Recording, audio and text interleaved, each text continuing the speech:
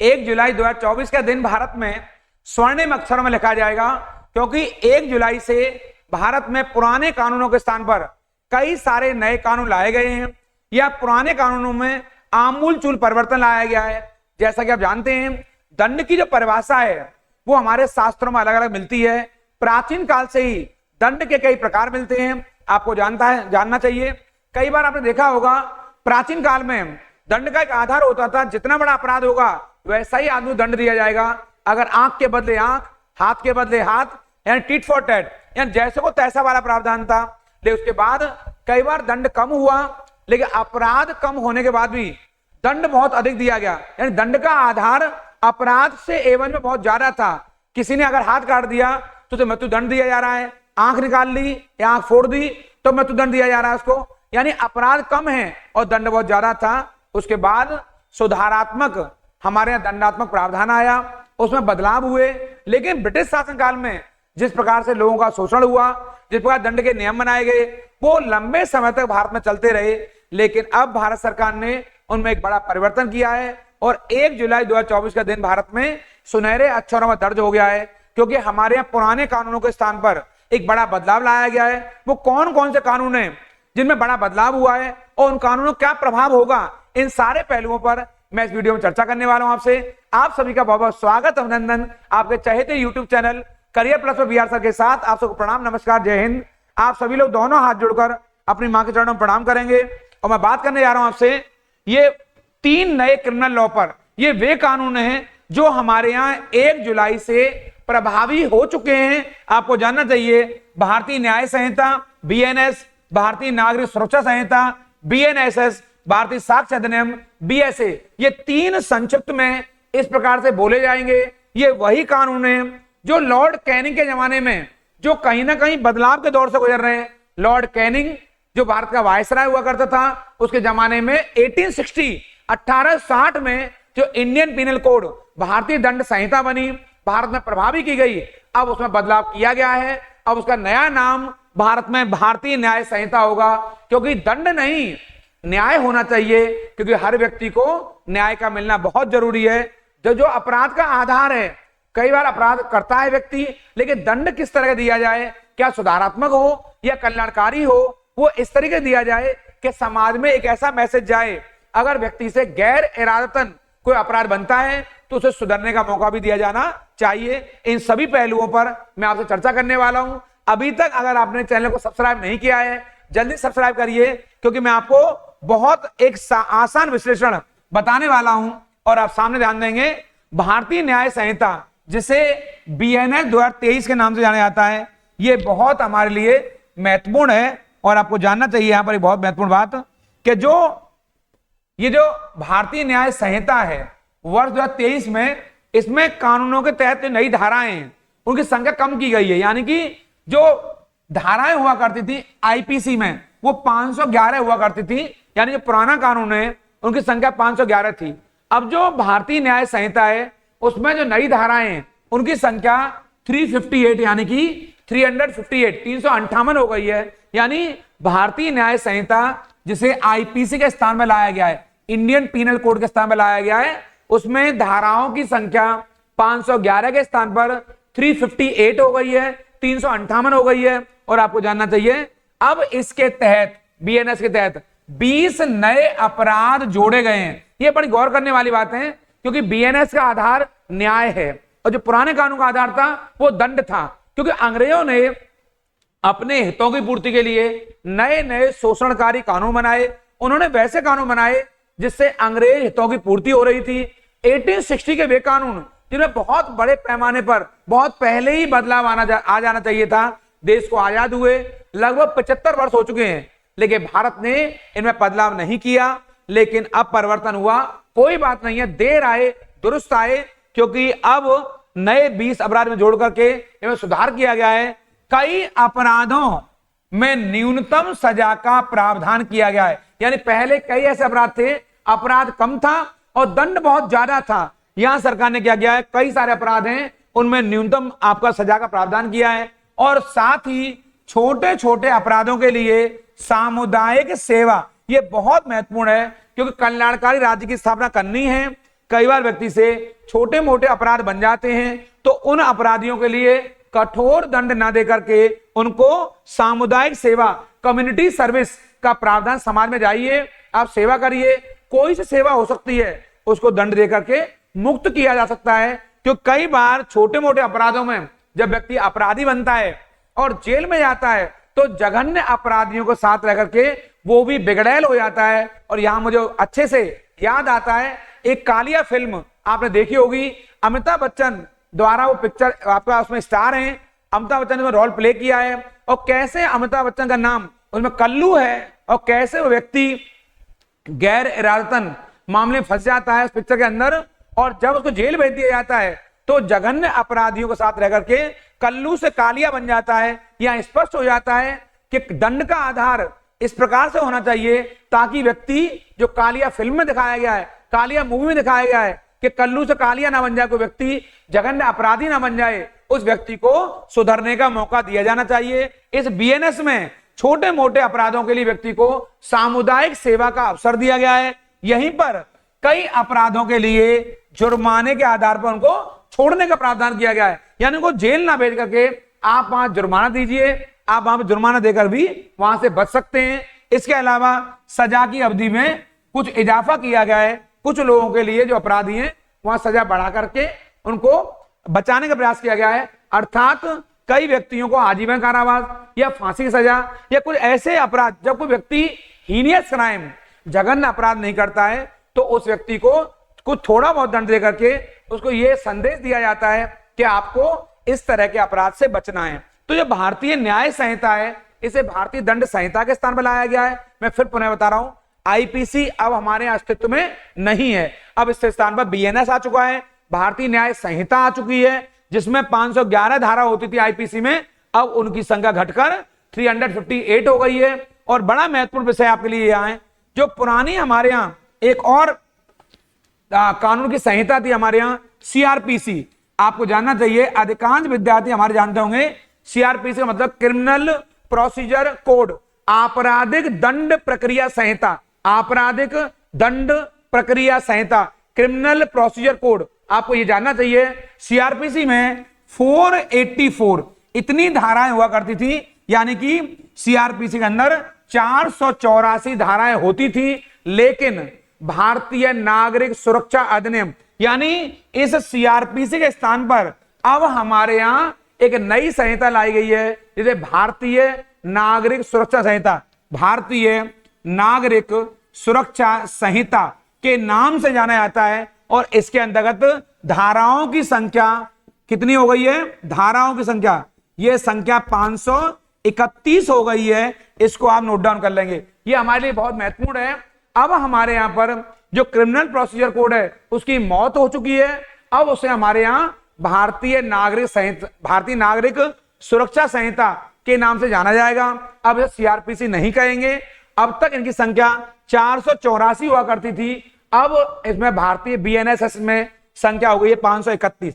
एक और बड़ी महत्वपूर्ण बात है आपके लिए यहां पर जो आपको जाननी चाहिए कि हमारे यहां एक और संहिता क्रिमिनल प्रोसीजर, एक तो आईपीसी, यहां बता रहा हूं, थोड़ा सा नोट डाउन करते जाएंगे। एक तो आईपीसी बदल गई है आपके, एक हमारे यहां सीआरपीसी बदल गई है हमारे यहां पर, और एक हमारे यहां इंडियन एविडेंस जो एक्ट था इसको बदल दिया गया है। मैं आपको साधारण शब्दों में बता रहा हूं यहां पर तीनों के लिए। ये रहा, आईपीसी को अब कहेंगे आपके भारतीय न्याय संहिता बीएनएस, इसको बोलेंगे भारतीय नागरिक सुरक्षा संहिता, और इसको बोलेंगे बीएसए, भारतीय साक्ष्य अधिनियम। ये बहुत महत्वपूर्ण है हमारे लिए।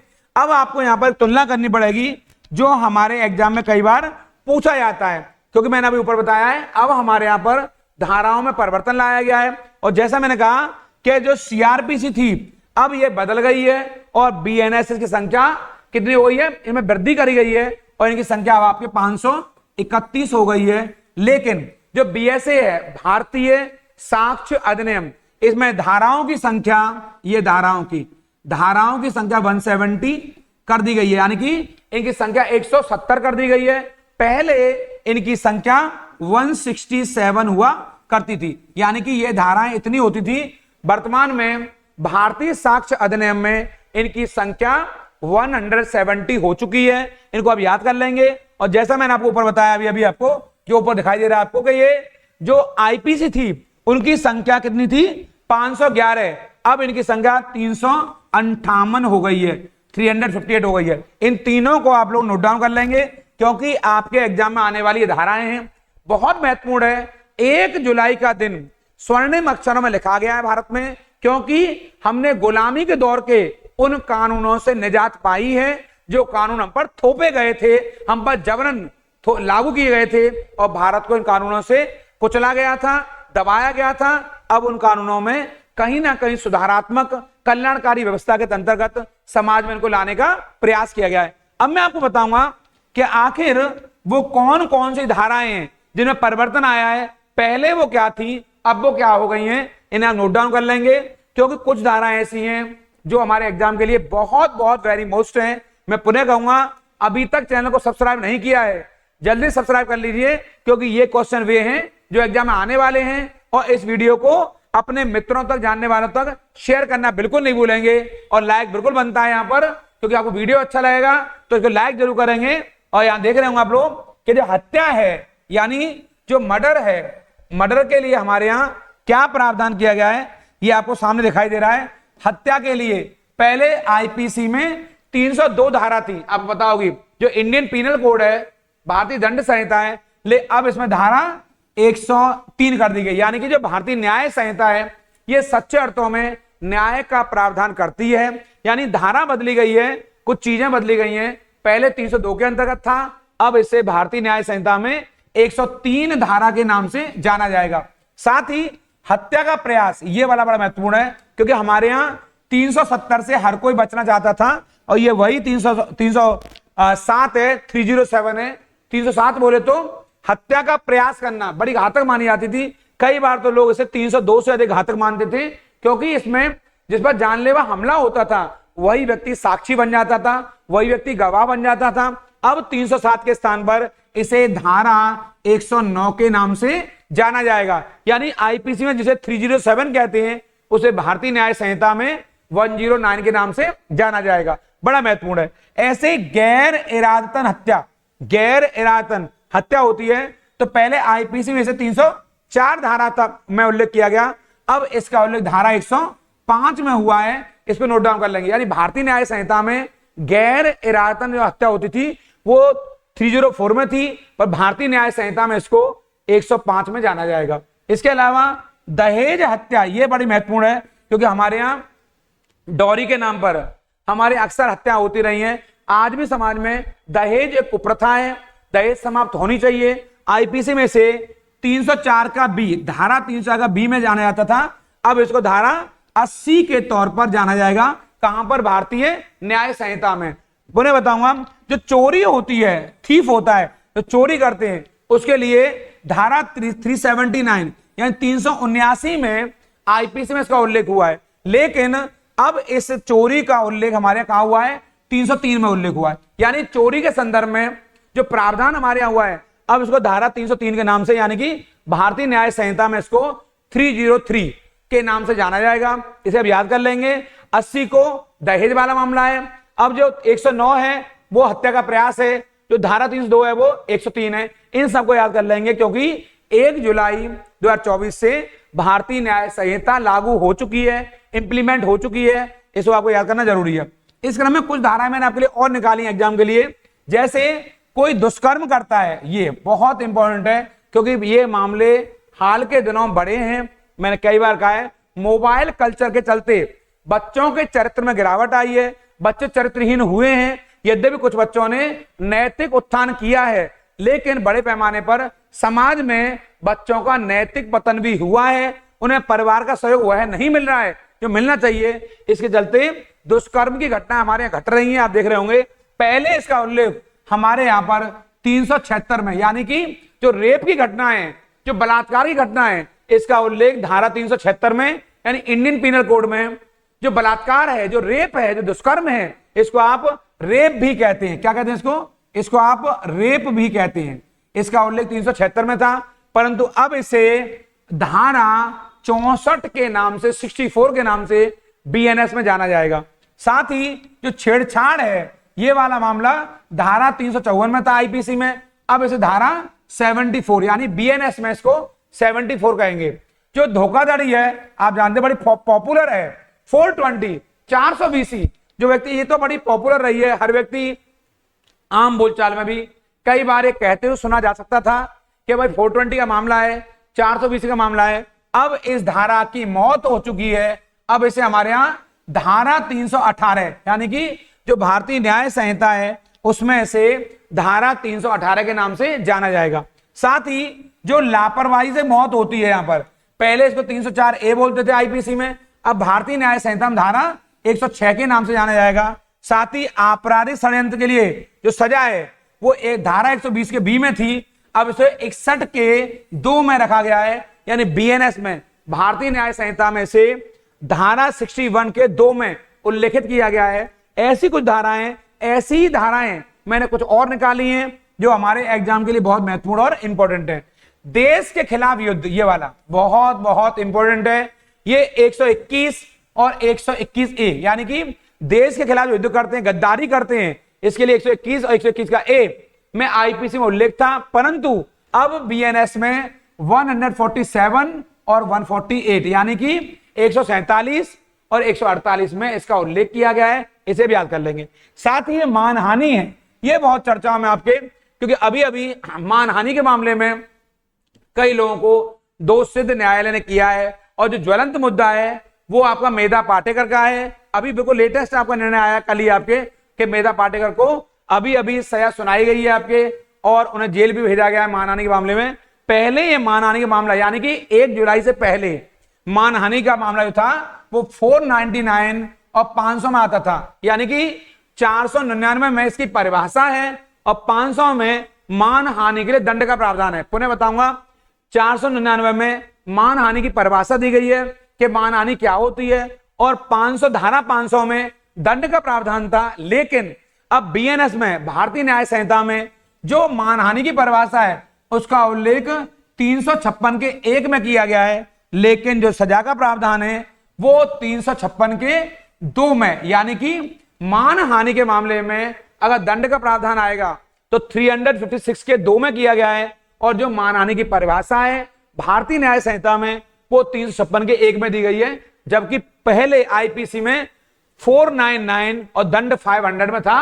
अब ये बदल गए हैं, अब इन्हें बदलाव लाया गया है। साथ ही जो लूट है, यहां दिखाई दे रहा, लूट की जो परिभाषा है इसको धारा 390 में उल्लेख किया गया था, और दंड का प्रावधान था वो 392 में था, यानी कि दंड अगर आता तो 392 मारते, और परिभाषा आती लूट की तो आप बताते ये परिभाषा है, डेफिनेशन है इसकी, और ये इसका दंड का प्रावधान है 392। लेकिन अब अगर आएगा दंड के, अगर अब आएगा लूट की परिभाषा कहां पर है तो आप बताएं धारा 309 में है, ये आ गया। और अगर आएगा लूट के दंड कहां है तो 309 के 4 में, यानी कि जो भारतीय न्याय संहिता है अगर बोले लूट की परिभाषा कहां है तो 309 के 1 में है, और लूट के लिए दंड का प्रावधान कहां पर है तो 309 के 4 में है। साथ ही डकैती, जो रॉबरी होती है हमारे यहां, बहुत बड़े जो डकैत होते हैं, डकैत की परिभाषा जो रखी है 391 में आईपीसी में, और दंड था 395 में यहां पर। लेकिन भारतीय न्याय संहिता में इस डकैती की परिभाषा धारा 310 के 1 में दे रखी है, और जो दंड के लिए, जो इसकी डकैती के लिए दंड का प्रावधान है कि पनिशमेंट क्या होगा तो 310 के 2 में, यानी कि अलग देखेंगे, अगर डकैती की परिभाषा आएगी तो 310 का 1 मारेंगे, और डकैती के लिए दंड आएगा कि पनिशमेंट क्या मिलना चाहिए तो 310 के 2 मारेंगे आपके। ये बीएनएस है, यानी कि भारतीय न्याय संहिता है, इसे अब याद कर लेंगे। ये धाराओं में परिवर्तन हुआ है। और अंत में बताऊंगा यहाँ पे, पति द्वारा क्रूरता की शिकार महिलाएं, जो डोमेस्टिक वायलेंस होता है, जो घरेलू स्तर पर पति के द्वारा महिलाओं के साथ जो अत्याचार ढाए जाते हैं, जो एक्सप्लॉयटेशन किया जाता है, जो शोषण किया जाता है, पहले इसका उल्लेख 498 के ए में हुआ था आईपीसी में, अब इसका उल्लेख धारा 85 में किया गया है। जिन पतियों द्वारा महिलाओं का, उनकी पत्नियों का शोषण किया जाता है, क्रूरता किया जाता है, डोमेस्टिक वायलेंस किया जाता है, अब उसके लिए धारा 85 में उल्लेख किया गया है। अब मैं आपको बताऊंगा कि जो कानून है बिल्कुल संक्षिप्त अंदाज में कि ये कैसे हमारे यहाँ रहेंगे, क्या इसके फायदे मिलने वाले हैं, क्यों इनको लाया गया है, इस पर चर्चा करूंगा आप लोगों से। ये मेरा इस क्लास का दूसरा पहलू है।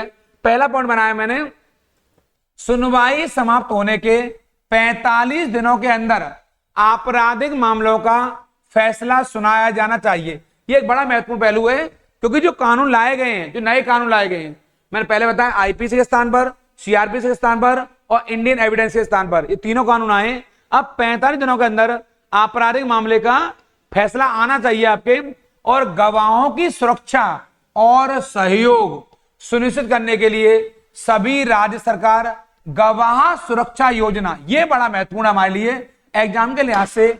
इसको इसलिए महत्वपूर्ण माना जा रहा है क्योंकि आपने देखा होगा कई बार व्यक्ति जो गवाह बनकर आता है, जो एविडेंस बनता है, तो कई बार जो लोग, जो ऐसे किस्म के लोग हैं जो कि अपराधी व्यक्ति हैं, जघन्य अपराधी हैं, तो वो गवाहों को प्रभावित करते हैं और कई बार तो गवाहों की वो हत्या तक करवा देते हैं। तो राज्य सरकारों को, जो भी राज्य सरकार है, वो गवाह सुरक्षा योजना अपने लागू करेगी ताकि गवाहों के लिए सुरक्षा की व्यवस्था की जा सके, ताकि लोगों को जल्दी से जल्दी न्याय मिल सके। इन कानूनों की दूसरी बड़ी बात यहां है, यानी बलात्कार पीड़ितों के बयान अभिभावक या रिश्तेदार की उपस्थिति में महिला पुलिस अधिकारी द्वारा दर्ज होगा। साथ ही मेडिकल रिपोर्ट 7 दिनों के अंदर पूरी होनी चाहिए। बहुत बहुत महत्वपूर्ण, थैंक यू टू दिस, ये धन्यवाद के लिए मामला है, क्योंकि जो महिला, जो बच्ची रेप से गुजरती है, बलात्कार से गुजरती है, वो उन्हीं को मालूम है। इसके लिए अकेले में टॉर्चर ना किया जाए बच्चों को, कि पहले उन्होंने दुख सहा है, पहले उन्होंने कष्टा, उन्हें परेशान किया गया, टॉर्चर किया गया, अब उन्हें पुलिस भी टॉर्चर करे, तो ये ठीक नहीं है। अभिभावक के रिश्तेदार की उपस्थिति में एक महिला पुलिस अधिकारी उनको दर्ज करे मामले को, और साथ ही 7 दिन के अंदर इसके लिए मेडिकल रिपोर्ट बननी चाहिए, ताकि उस बच्ची को या महिला को जल्दी से न्याय मिल सके। तीसरी बड़ी बात है, नाबालिग के साथ सामूहिक बलात्कार अगर किया जाता है तो उसमें बहुत बहुत मृत्युदंड या आजीवन कारावास देना चाहिए, और ऐसा करने पर कड़ी सजा की जाए। यानी कि ये जो मामला है, नाबालिग से अगर कोई सामूहिक बलात्कार करता है, रेप करता है, तो ऐसे मामले में इन कानूनों के अंतर्गत कड़ी सजा का प्रावधान है। उन्हें मृत्युदंड मिलना चाहिए या आजीवन कारावास मिलना चाहिए। ये नए कानूनों में जोड़ा गया है। इसके अलावा इन कानूनों का एक बड़ा पहलू यह भी है, शादी के झूठे वादे करके महिलाओं को छोड़ने पर दंड का प्रावधान किया गया। यानी कि जो पुरुष, जो व्यक्ति कई बार लड़कियों को शादी का झांसा देकर फंसा लेते हैं, तो उनके लिए इन कानूनों में दंड का प्रावधान किया गया है। इसके अलावा महिलाओं के खिलाफ अपराध होने पर 90 दिनों के अंदर पीड़ित को नियमित अपडेट देना होगा। साथ ही पीड़ित महिला को मुफ्त प्राथमिक उपचार कराना अनिवार्य है। मैं आपने बताया महिलाओं के जो अपराध होते हैं उनके लिए 90 दिनों के अंदर पीड़ित पक्ष को आपको अपडेट देना जरूरी है।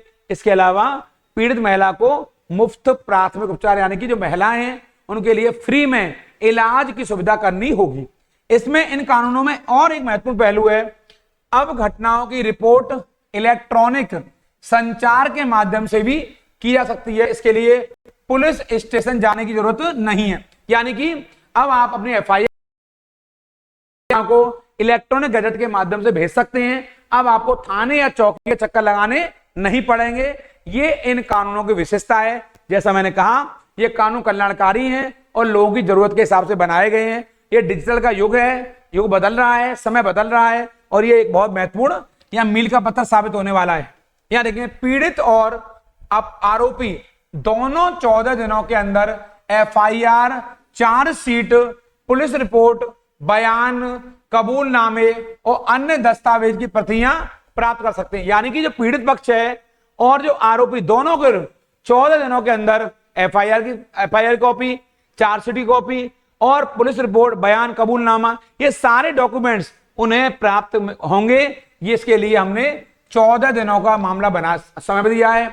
ये एक महत्वपूर्ण पहल है। इसके द्वारा आगे आने वाले दिनों में इसके दूरगामी परिणाम होने वाले हैं। देखते हैं इसके अंदर और आगे क्या होने वाला है। इसके साथ ही गंभीर अपराध होने पर फॉरेंसिक विशेषज्ञों का घटना स्थल पर जाकर साक्ष्य एकत्र करना अनिवार्य कर दिया गया है। पहले हमारे यहाँ घटनाओं के लिए फॉरेंसिक आपके विशेषज्ञों को नहीं भेजा जाता था, पर अब घटना स्तर पर जो फॉरेंसिक स्पेशलिस्ट हैं उनको भेजा जाएगा, अनिवार्य कर दिया गया है कि आप जाइए और वहां सबूतों को जुटाइए, वहां देखिए क्या वाकई में मामला सही है या गलत है, क्योंकि फॉरेंसिक रिपोर्ट किसी भी केस में एक महत्वपूर्ण दस्तावेज साबित होता है, आपके वो महत्वपूर्ण डॉक्यूमेंट होता है।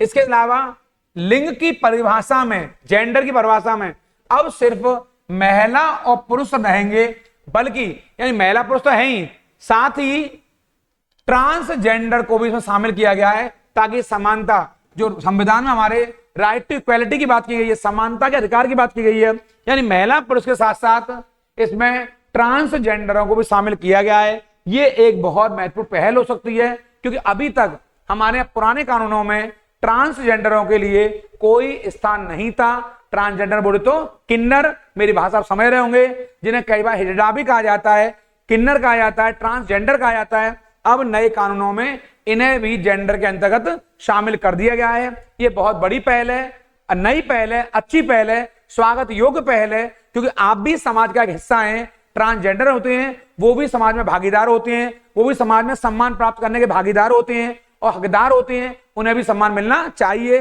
अगर कोई उनके विरुद्ध अपराध होता है तो वहां दंड का प्रावधान कठोर होना चाहिए। इसके साथ ही इन कानूनों में आपके गिरफ्तार व्यक्ति अपनी स्थिति के बारे में अपनी पसंद के व्यक्ति को सूचित कर सकता है, यानी कि किसी व्यक्ति को अगर गिरफ्तार कर लिया जाता है तो व्यक्ति अपनी पसंद का वकील कर सकता है, उस बात की सूचना पहुंचाएगा और वकील उस व्यक्ति को न्याय दिलाने के लिए पहल कर सकता है। ऐसा नहीं है, आप जानते हैं हैबियस कॉर्पस वाला मामला था हमारे यहाँ, कोई व्यक्ति को बंदी प्रत्यक्षीकरण अगर बना अंतर्गत गिरफ्तार किया जाता है तो 24 घंटे के भीतर न्यायालय में प्रस्तुत करना अनिवार्य था।